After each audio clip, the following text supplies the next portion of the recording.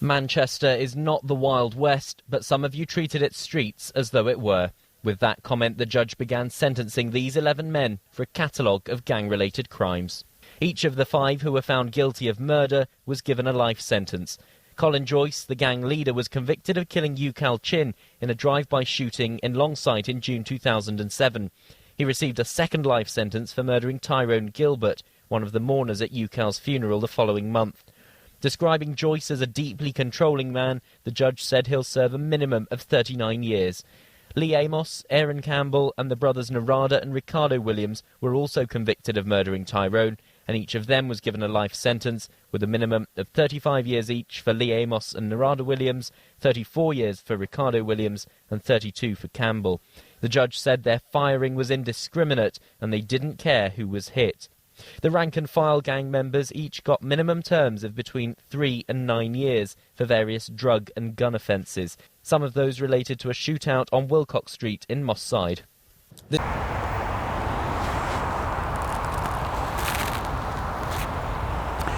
What is happening, YouTube? You are watching JME-TV, and today we are walking through the cemetery in South Manchester to visit a grave of one of the most infamous gang leaders in Manchester's history, Lee Amos. Get ready for an in-depth look into his beginnings, his life in the gang, and the deadly rivalry, and the secrets he took to his grave. Let's dive right in. Lee Amos was born in 1982 and raised in the Moss Side area of Manchester, a place that has seen its fair share of struggles. Moss Side has long been plagued by poverty and crime, creating a tough environment where young people often felt they had few options growing up. Amidst such adversity, Lee quickly found himself drawn into the world of local gangs. By the early 2000s, Lee Amos, alongside his brother Colin Joyce, had risen to prominence as the leaders of the Gooch Gang, named after Gooch Close in Moss Side. The Gooch Gang was far more than just a group of local troublemakers. They established themselves as a major criminal organisation involved in serious enterprises like drug trafficking, armed robbery and violent crimes. But their real notoriety came from their bloody feud with the Doddington Gang, another major criminal outfit based in nearby Alexandra Park estate. This wasn't just about rivalry, it was a full-blown war. The Gooch versus Doddington feud turned the streets of Manchester into battlegrounds, with shootings and murders becoming horrifyingly common. The most shocking example of this violence was the murder of Jesse James in 2006. Jesse, a 15-year-old schoolboy, was tragically gunned down in Moss Side. This brutal killing shook the community to its core and highlighted the extreme nature of gang violence.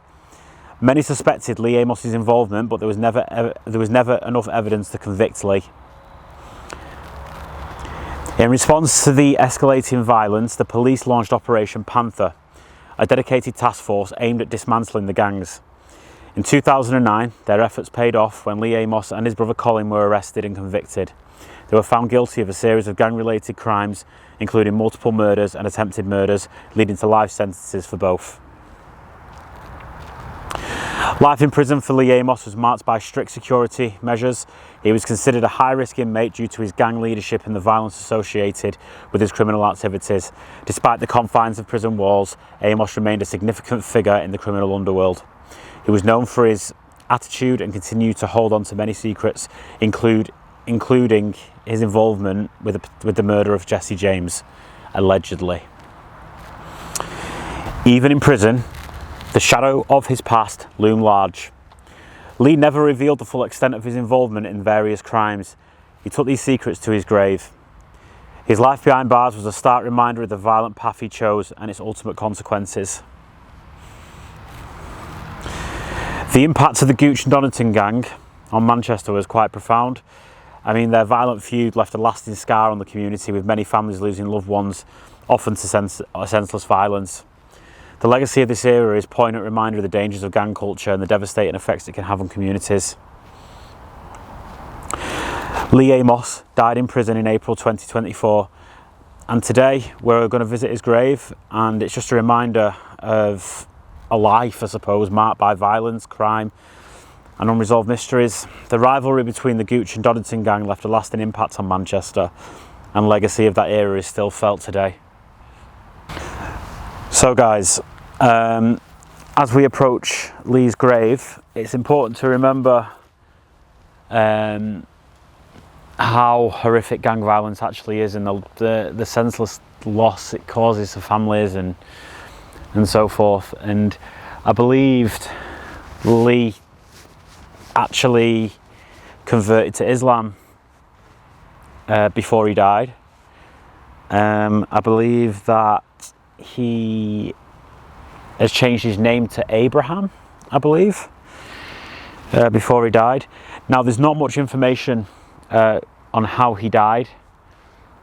This was only a few months ago. It said there was a pending investigation, so I'm guessing it's going to be released in the next year or so, potentially. He's actually buried with his brother, Stephen Barbatunde Amos. Stephen was killed in a drive-by shooting back in 2002 when he was coming outside of a nightclub. And I believe as well Lee had children, which is very unfortunate that they've had to suffer the loss of the dad. So yeah, this is Lee's grave, and as I said, it's not marked yet. I think they're still probably waiting for their inscribe on there. But if you look down here, there is a picture of Lee.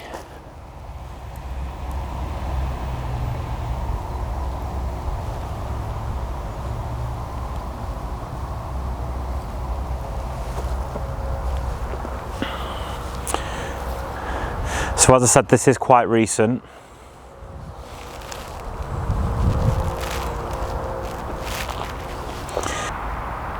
So guys, there we have it.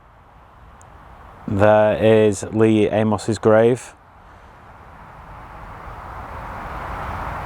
So rest easy. Let's wrap this one up.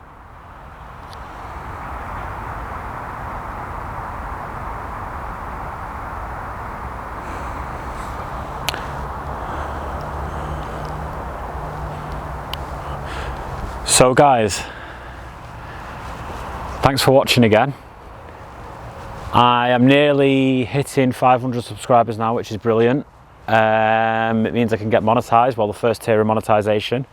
The video today was a request by one of my subscribers. He asked me to do a video on the Gooch Gang and Lee Amos, so there we have it. I hope it was okay for you. There's limited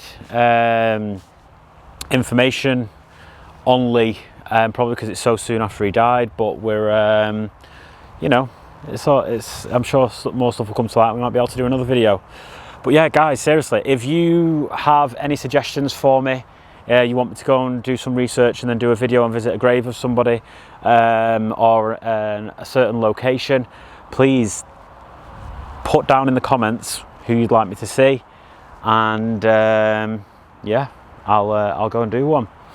So thanks for watching JME-TV. Please like, share, subscribe, hit that bell so you get notified every time I put a video on. I try to upload daily, but we'll see. So yeah, cheers guys, have a good one. I'm out.